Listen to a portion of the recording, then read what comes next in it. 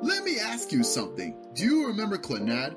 Do you remember Angel Beats? Do you also remember Charlotte? If you said yes to either of those questions, then have you ever heard of The Day I Became a God? Now, why am I recommending you this anime? Well, if you don't know already, they're all from the same studio, Key, and have the same person associated with these shows, Jun Maeda.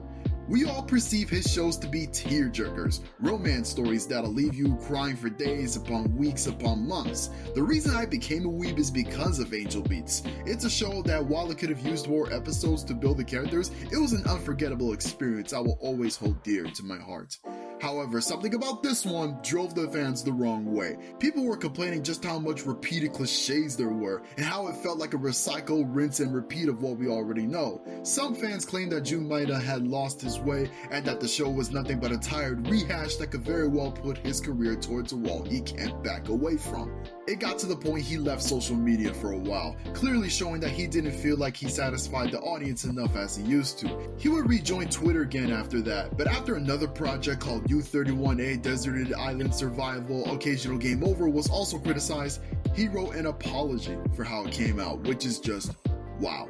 One may think that he can't take criticism, but this is instead a sense of self-loathing that didn't need to happen. In the industry that writers of manga, visual novels, and anime live in, it has to be taken into account just how hard they work their asses off to bring us the work they release. Getting back to The Day I Became a God, which is a part of his saga in the 2020s, this is an anime that divided people when it was first broadcast, and I am here to advocate for this show and say this anime deserved better. To try to convince you why, in case you haven't heard of the show, or if you are interested in seeing it, I'll give you a rundown. We have our typical main protagonist in the name of Yota, who crosses paths with a girl named Hina Sato, who claims to be a god named Odin, obviously referring to the ancient mythological god. She comes up to him with this claim that the world will end in 30 days, and from there she hangs out with him as he goes through high school with his friends.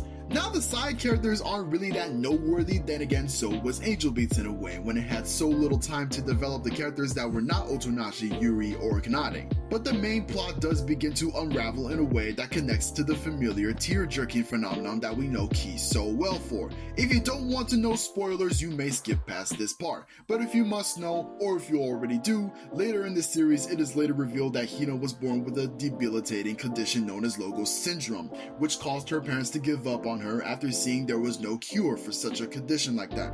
In the following events that occur, Hina is separated from Yota, and the next time we do see her, she is far from the Hina we once knew. She now has the IQ of a 2-year-old, she behaves like a toddler, and she goes into panic mode whenever she interacts with any men. It's okay, I'm here. There's nothing to be afraid of, sweetheart. We'll be all right.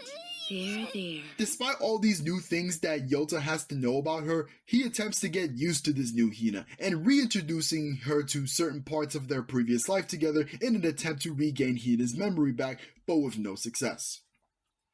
This final chapter of the series is honestly super underrated in my opinion. For all the shit he has to go through after being friends with Hina for so long, this is a devastating and heartbreaking arc that could break a person. I would!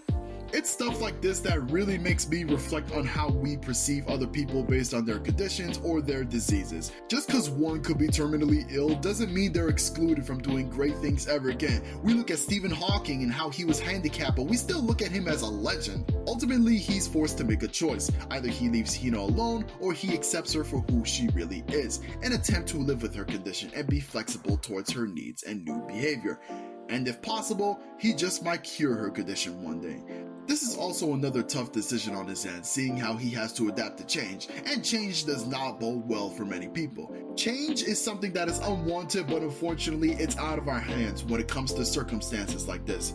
Because anime needs some sort of solution, he obviously chooses the latter, to take care of Hina from here on out, but it shows the goodness in his heart to accept any version of Hina, whether it's the girl who claims to be a mythological god, or the girl who may not act the same as others, but still bearing a cute smile. They even go ahead and finish that movie they started earlier with her in the series. It was quite heartwarming. Overall, The Day I Became a God is criminally misunderstood.